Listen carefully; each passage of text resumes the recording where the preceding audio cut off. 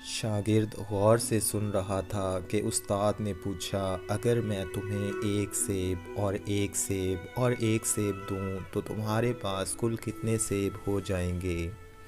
شاگرد نے بغیر کسی تأمل کے جواب دیا، 4۔ استاد کو لگا کہ شاید شاگرد صحیح طرح سے سوال سمجھ نہیں پایا۔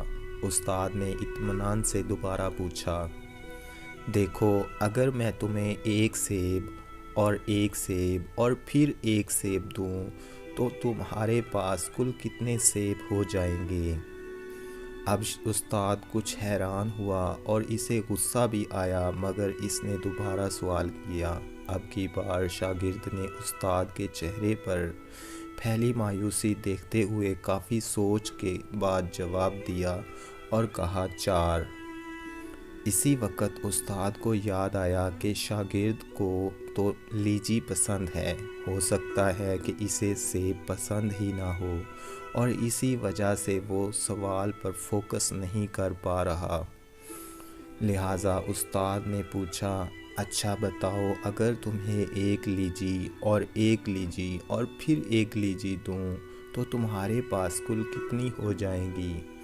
شاگرد نے سوچ کر جواب دیا اور سوالیہ انداز میں کہا، 3۔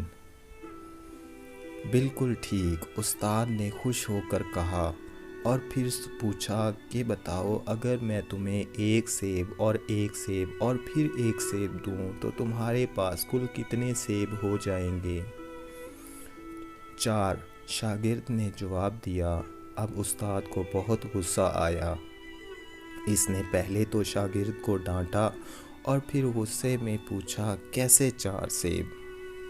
شاگرد نے معصومیت سے جواب دیا، کیونکہ ایک سیب میرے بیگ میں پڑا ہوا ہے۔